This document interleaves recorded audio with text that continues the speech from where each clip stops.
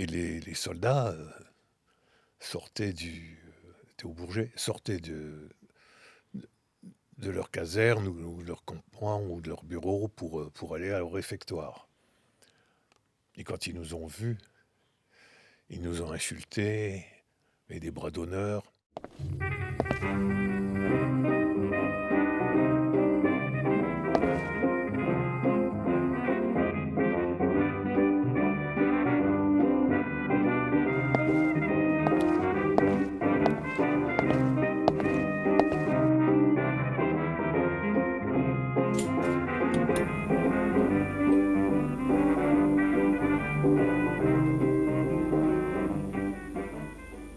Bonjour à tous, chers abonnés d'Omerta, ravi de vous retrouver pour un podcast libre, expression libre aujourd'hui. Merci d'être fidèles au rendez-vous, merci de revenir, on le remarque chaque fois plus nombreux pour suivre nos émissions. Vous êtes plus de 500 000, je le répète, mais c'est un chiffre considérable et qui ne cesse de croître à venir sur notre chaîne YouTube pour visionner ces contenus. Merci à vous du fond du cœur.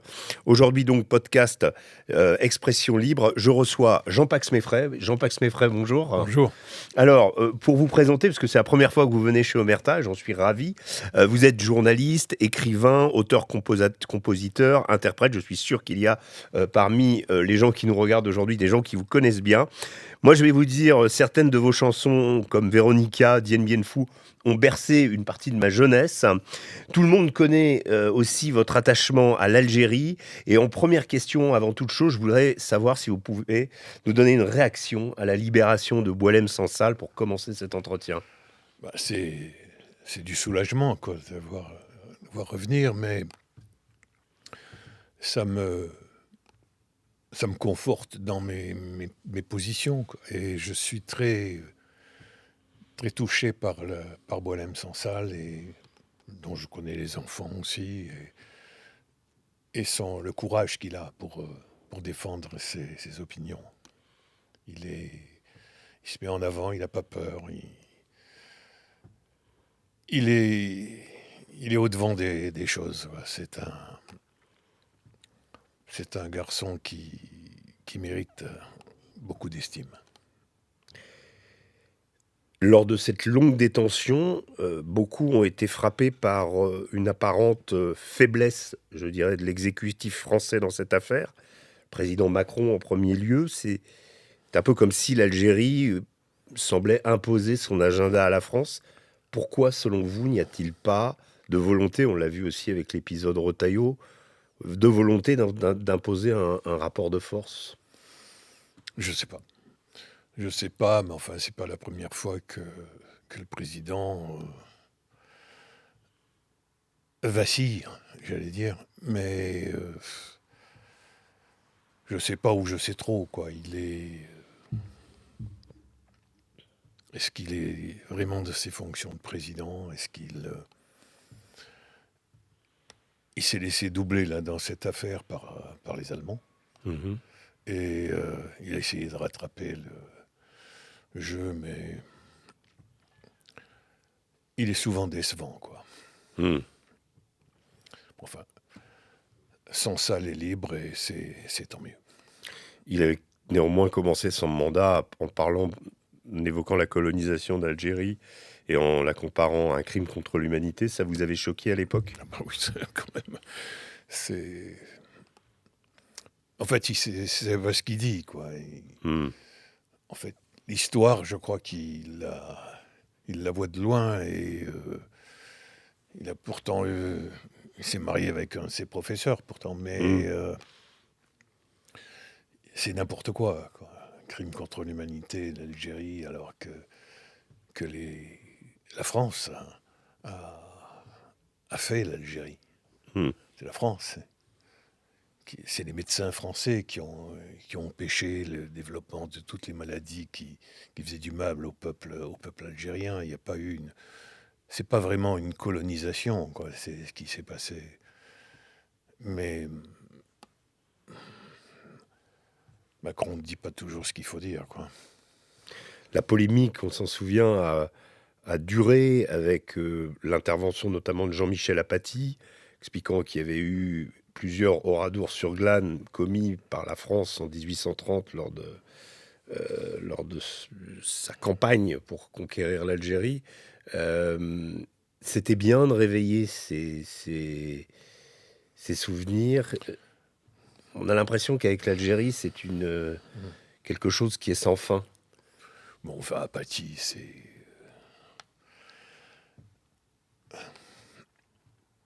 Je ne donnerai pas de qualificatif, mais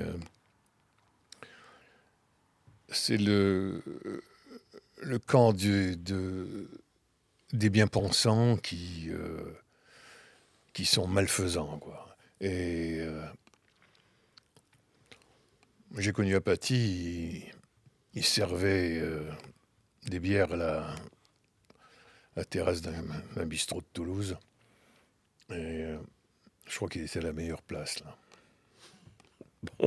C'est assez radical. Pour revenir sur une actualité plus récente, l'Assemblée nationale a récemment voté une résolution qui dénonce l'accord de 68, qui introduit un rapport privilégié entre l'Algérie et la France. Ce texte a été voté à une voix de majorité. Il est non contraignant. Mais est-ce que, selon vous, c'est le préambule à peut-être une redéfinition des rapports entre nos deux pays? C'est vrai qu'il faut les redéfinir, les rapports, parce que on est dans le flou, là. On ne sait pas où on va. Mais je ne sais pas si ça se fera sous Macron. Notre président, il se fait de plus en plus rare, d'ailleurs. Pas sur la scène internationale. Non. Sur l'Ukraine, sur la Russie, ça on l'entend tous les jours. Oui, mais sur la France, on entend beaucoup moins. Et sur l'histoire de l'Algérie, il ne connaît pas l'histoire de l'Algérie, Macron. Il ne connaît pas.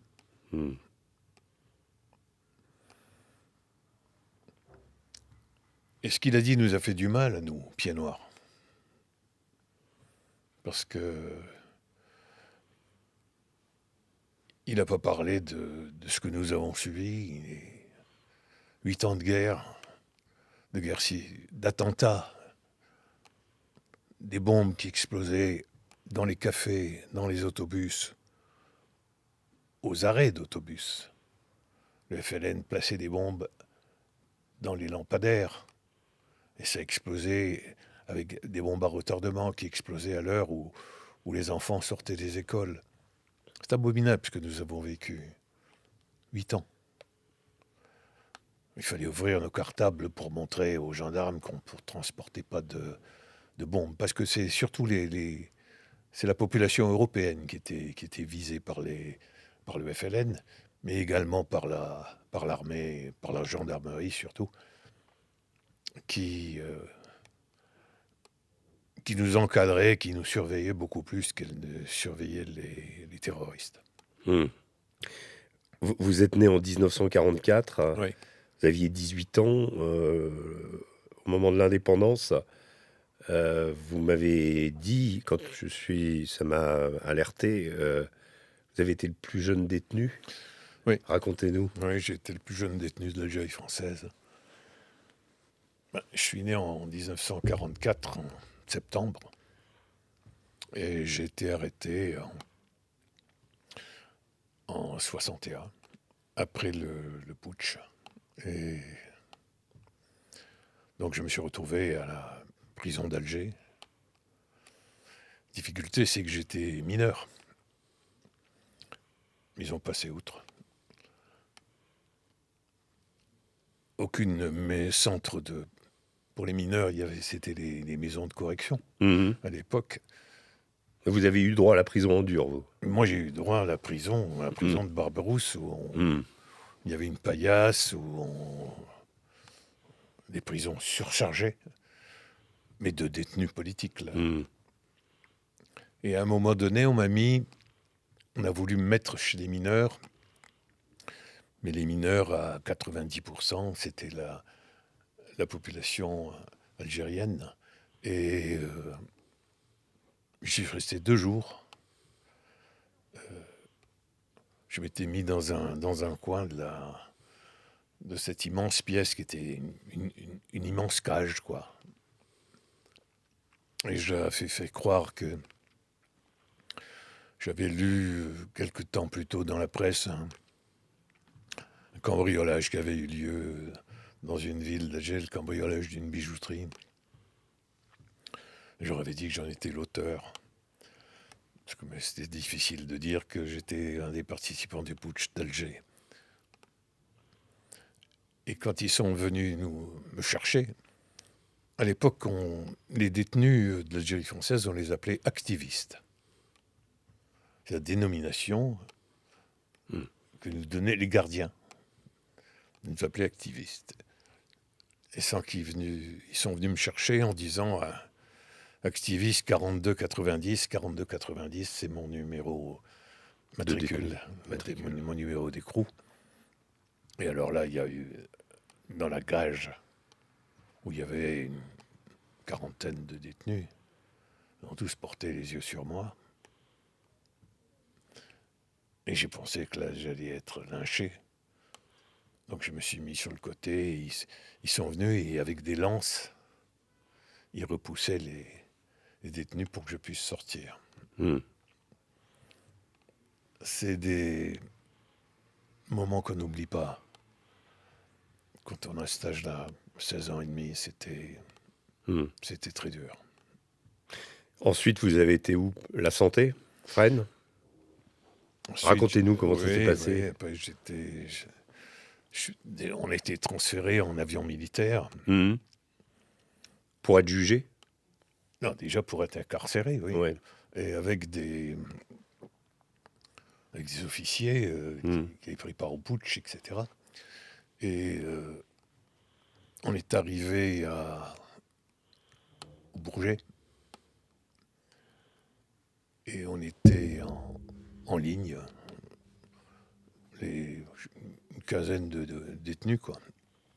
Une dizaine, je sais pas. Je me souviens plus. Et c'était l'heure du déjeuner.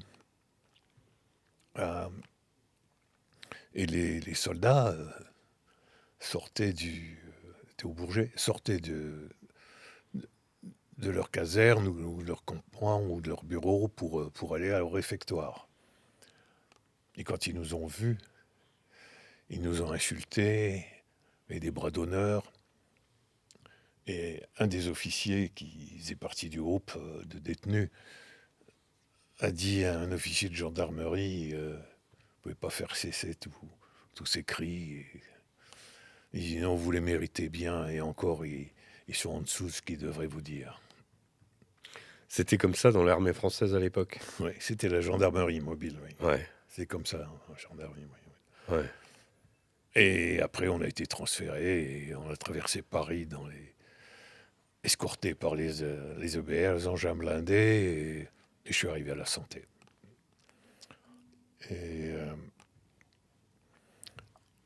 Et j'étais à la 2e division de la Santé. C'est-à-dire que j'ai jamais été dans une prison pour mineurs. Toujours mineur? Oui, j'étais mineur, j'avais 16 ans et demi. Alors. Ouais. Mais j'étais au quartier politique quand même. Ouais. Au quartier politique de la Santé, puis après c'était à Caen et puis Rouen. Ouais. Et tout ça, mes parents ont suivi. Alors ma mère, qui était à Alger, elle voulait absolument venir me voir, me retrouver. Et c'était les grèves à Alger, alors elle descendait à pied. On habitait sur les hauts d'Alger, au golfe La Redoute. Et elle descendait à pied pour essayer, voir à la compagnie mixte s'il y avait des places de bateau. Et un jour, elle a rencontré quelqu'un de l'organisation qui lui a dit, qui a demandé de mes nouvelles, et elle lui a dit je cherche à partir, à le voir, et j'ai pas de place de bateau. Et il est revenu, il a demandé d'attendre. Il est revenu en lui disant présentez-vous à cet endroit. Et là, elle a pu avoir un bateau. Et elle est partie avec mon frère à fond de cale. Ils ont débarqué à Port-Vendre. Et elle est venue Elle m'a rejoint à Rouen après un calvaire de train encore, en troisième classe, pour arriver à Rouen. Et quand elle est arrivée à Rouen, à la Croix-Rouge, on lui a demandé, bon, vous nous avez dit que vous aviez un contact à Rouen, quel est-il et là, elle voulait plus, elle n'osait pas parler. Elle n'osait pas dire, oui, moi c'est mon fils qui est en prison. Hmm. Et donc les gens de la Croix-Rouge s'énervaient un peu. Et il y a une dame qui faisait partie des personnes qui recevaient à la Croix-Rouge. Et elle s'est approchée, elle lui a dit, vous avez quelqu'un rue de la Motte? Et rue de la Motte, c'est l'adresse de la prison de Rouen. Et elle a dit, oui, c'est mon fils. Alors elle lui a dit, écoutez, vous allez venir chez moi. J'héberge déjà des femmes d'officiers. Hmm. Et c'est comme ça elle est restée donc dans cette maison, hébergée par cette famille qui s'appelle les Pivert, qui ont été extraordinaires. Un de leurs fils était prêtre d'ailleurs. Mhm. Et ma mère venait me voir Hmm. tous les jours en traversant à pied une longue marche à travers Rouen pour aller jusqu'à à la prison parce que n'avait pas d'argent. Enfin, c'était une situation abominable. Abominable. Alors, situation, dans une interview récente, le maire de Perpignan, Louis Alliot, m'expliquait à Rivesaltes, des familles de harkis avaient appris que leurs proches, décédés et enterrés sans sépulture dans le camp dans lequel ils étaient parqués après la guerre d'Algérie, avaient été exhumés, déplacés il y a 4 décennies. Comment vous expliquez que des gens peuvent avoir un traitement pareil? Est-ce que, selon vous, il fallait tout oublier de l'Algérie parce que De Gaulle avait dit on tourne la page? Oui, et puis parce que il n'y avait aucune considération pour nous, Hmm. aussi bien pour les harkis que pour Pour les les pieds rapports. noirs. Hmm. On était une race à part, quoi. Hmm. Et moi, je me souviens à la prison, quand il y avait la prison de Rouen, quand il y avait un transfert, quand on allait en visite médicale, etc., on était chaque fois, ou des interrogatoires par un juge, on était chaque fois enchaîné à d'autres détenus. Et je dis à un gardien, je dis ça, c'est pas normal qu'on soit enchaîné à des droits communs et je préférerais être menotté Hmm. dans le camion, mais pas avec. Donc il est allé voir son chef et lui dire. Et il est revenu en me disant, on m'a dit que c'est les détenus droit commun qui devraient avoir honte d'être enchaînés à vous. À Rouen. Hmm. En 1962. Hmm. Et donc ça nous a fait comprendre comment on nous considérait, quoi. C'était dur. Ça, vous l'expliquez comment, l'influence du Parti communiste, Oui, le- pas. la gauche, même la Oui, droite, c'est le les PC. Non, le gaullistes, PC. qui Oui, vous en le voulaient? PC, les gaullistes nous en voulaient, le PC nous en voulait, enfin les communistes. Et Vous aviez tout le monde contre vous, ouais, à cause du putsch. à cause du putsch, on était seuls, quoi. Et ça a été, ça a été terrible, même quand on est sorti, parce que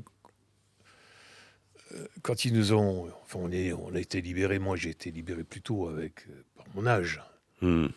mais Vous avez été libéré quand? j'ai été libéré en 1960, fin 62, Hmm. et il y avait j'étais donc j'avais rejoint mes parents qui étaient hébergés par Oui. cette famille-là. Et on avait trouvé pour moi une possibilité.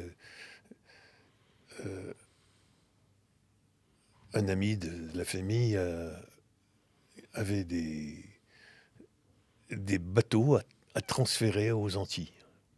Et donc il y avait toute une flottille de bateaux qui devaient partir, et il avait dit à mon père qu'il pouvait me prendre à bord. Et 2 jours avant de partir, la police est venue me chercher, Mhm. rue Biorel, à Rouen, pour m'emmener à la préfecture, et j'étais assigné à résidence. Donc c'est-à-dire qu'il fallait que je pointe le matin, le soir, Mhm. montrer que j'étais bien. Donc c'était... Les bateaux sont restés en mer, quoi. Mhm. Et je les ai vus partir. Qu'est-ce qu'on vous reprochait concrètement pour vous détenir à un si jeune âge? Ma participation au putsch, où j'ai été chercher quelqu'un qui avait une voix radiophonique Mhm. et, et qui pouvait s'exprimer et qui pouvait écrire des dépêches. Vous avez été la voix du putsch. Tout à fait. Puisque les journalistes Mhm. qui étaient à Radio France, Mhm. à Radio Alger plutôt, Mhm. Radio France, c'était la dénomination qu'avait Bien pris sûr. l'OAS pour appeler. Mhm. Mais les journalistes refusaient de travailler. Mhm. Donc il fallait bien quelqu'un pour parler, pour que la population écoute et entende les messages des putschistes. Et c'est moi qu'ils ont choisi. Mhm. Et voilà. Mhm. Et le résultat était que je me suis retrouvé à Barberousse, la prison de Barberousse, une prison civile d'Alger abominable, que les Algériens ont fermée quand ils ont pris le pouvoir pour manque d'hygiène. Ouais. Comment vous réagissez? Vous venez d'une famille de résistants. Oui. Comment vous réagissez? Il y en avait pas mal dans l'OAS et Ouais. parmi... Ouais. Quand assez souvent on associe l'OAS à la collaboration, mais tout ça un peu dans le même sac. Ouais. Ça c'est... C'est Ouais. savamment entretenu, on dirait. Oui, bien sûr, mais enfin, il n'y a pas de... D'abord, il y a 2 OAS. Il y a l'OAS d'Algérie et l'OAS de France. C'est pas du tout la même chose. C'est pas les... Mais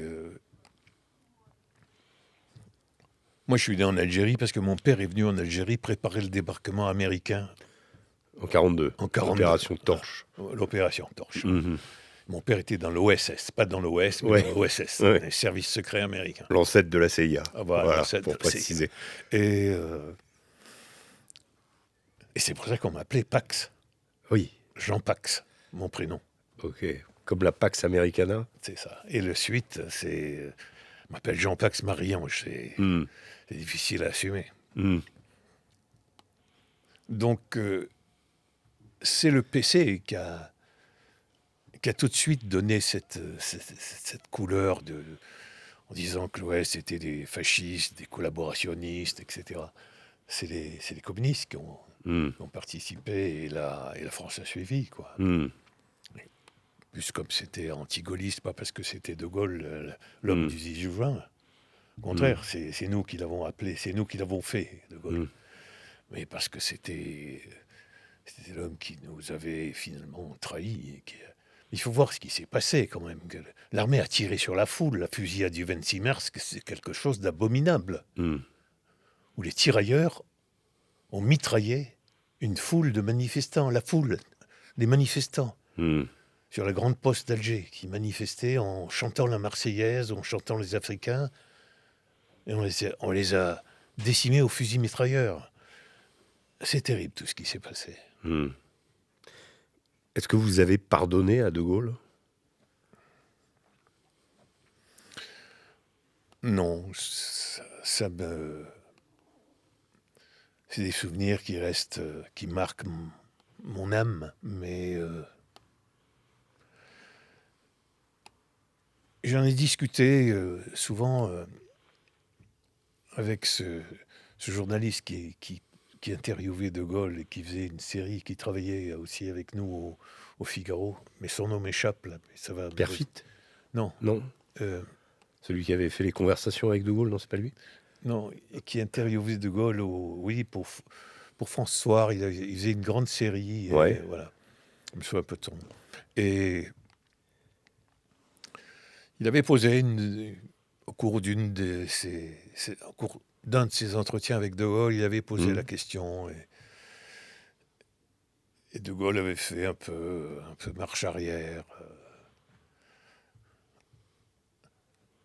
Ça a été une époque de folie, époque de folie. Tous ces généraux, il fallait voir les cellules de la prison de la Santé, les portes des cellules, tous les généraux, tous les officiers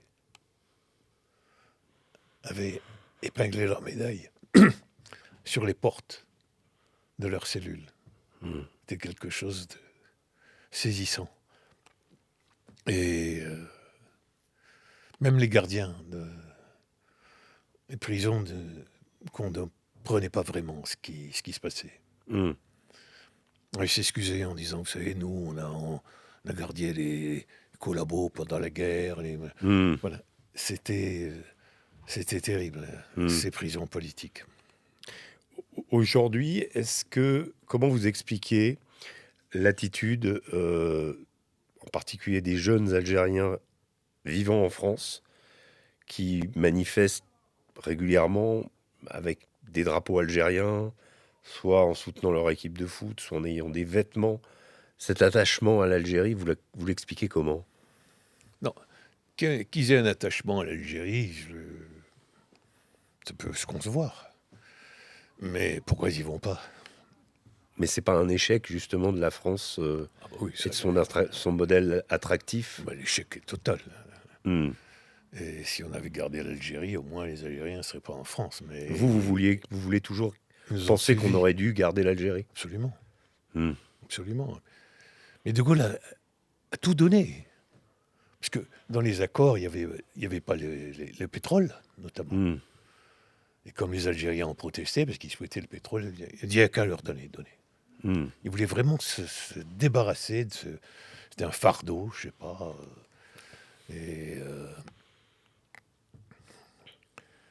tout ça, ça nous a fait du mal. Parce que nous, on a vécu vraiment, on était montrés du doigt. On avait tout perdu. Plus rien, plus de maison, plus... Maman, qui est dans sa chambre à Marseille, elle avait la photo de la tombe de ma sœur qui était en Algérie, parce qu'on a laissé nos morts aussi. Elle avait la photo de la tombe de ma sœur. Elle avait la photo de la maison.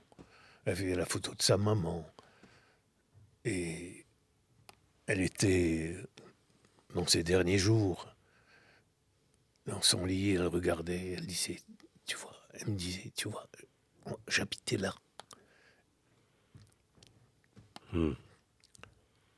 On a vécu. Ça me bouleverse encore d'y penser. Vous avez choisi par la suite de mettre une partie de cette histoire douloureuse en musique. Oui. Comment ça s'est passé? C'était un peu votre mission. Vous avez d'abord été la voix et ensuite vous avez été le musicien. Oui. Oui, parce que d'abord, j'ai toujours chanté. J'ai toujours aimé chanter. Et c'est en détention que j'ai écrit les premières chansons comme ça. On chantait en cours de promenade, on était réunis comme ça. Et on chantait a cappella. Et ensuite, en sortant, j'ai galéré. Mais j'ai commencé à gratter de la guitare. Et j'ai chanté à Montmartre, sur la place du Tertre. Il y avait une pizzeria qui était tenue par un Italien et qui m'avait dit, tu viens le soir, tu chantes et tu manges ta pizza. Alors Échange de bons procédés. je venais le soir, je chantais, je mangeais ma pizza et je dormais sur un banc avec tout Paris devant moi, puisque c'était sur la place du Tertre, c'était extraordinaire. Et là, je me suis mis à chanter, à écrire des chansons. Et j'ai commencé une carrière dans la chanson. Mhm. sous le nom de Jean-Noël Michelet. Mhm. Et j'ai gagné, avec une chanson qui s'appelle La Prière, le prix d'achetant des têtes de bois, qui était une grande émission à l'époque. Mhm. Et puis, ça a duré 2 ans. Et ensuite, je suis passé au journalisme. Mhm. Et puis, bien plus tard, j'ai réécrit des chansons, là, un peu plus Militante. militantes et politiques, quoi, Mhm. avec un positionnement contre le communisme. Et des chansons d'histoire, j'ai écrit Budapest, j'ai écrit... On va y venir. C'était pas vraiment le déserteur que vous écriviez. Non, pas vraiment. Voilà. Non. Et à travers vos textes, vos chansons, vous avez souvent célébré les gloires militaires françaises, les défaites glorieuses aussi, Oui. comme Dien Bien Phu, qui est peut-être votre titre le Cameron. plus connu, Cameron. Oui. Euh, de but en blanc, quand vous entendez aujourd'hui le chef d'état-major des armées expliquer que pour faire nation, il faut accepter de perdre ses enfants, comment est-ce que vous réagissez ? Ben, le problème, c'est que la plupart des militaires qui parlent maintenant, très peu sont allés au combat, hein, déjà. Et je crois que ce qu'il a dit, lui, c'est une... Il est... Je ne sais pas s'il l'a fait sur commande. Il est possible. Il l'a fait sur commande. C'est peut-être quelque chose qui anime les pensées de Macron dans une espèce d'intervention militaire et une réaction de ceux contre qui on interviendrait. Mais je veux dire que ça paraît pas très sérieux, quoi, qu'un chef d'état-major parle comme ça et dans des émissions publiques. Et C'est même du jamais vu. oui, je cherche les raisons qui lui ont fait dire ça. C'est drôle, une drôle d'image de ces chefs qui dirigent notre armée, quoi. Ça contribue néanmoins à une sorte de musique de fond, plus de bruit de bottes, on dira, qu'on entend assez régulièrement. On voit bien que c'est Emmanuel Macron ou les gens autour de lui, ou l'Europe aussi, qui profite de la guerre en Ukraine peut-être pour devenir fédéraliste. Mais vous y voyez un danger, ou comment vous analysez cette fuite en avant, on a l'impression, parce qu'on n'a clairement pas les moyens d'aller faire la guerre aux Russes. Moi, ce que je crains, c'est les initiatives du président. Je ne sais pas s'il est conscient de ce que ça peut provoquer. Parce que là, on ne joue pas à la guerre avec des soldats de plomb, là. Là, c'est la vraie, là. Et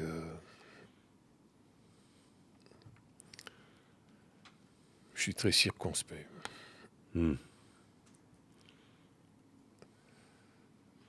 Dans son comportement, dans ses déclarations.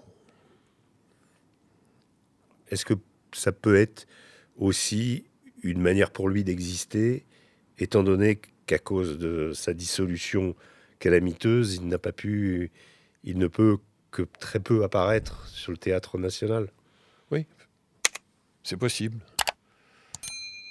Donner de l'importance et montrer qu'il est encore le chef, quoi. Et mais j'ai bien peur que plus il parle, plus le vide s'élargit et il parle dans le vide, quoi, finalement.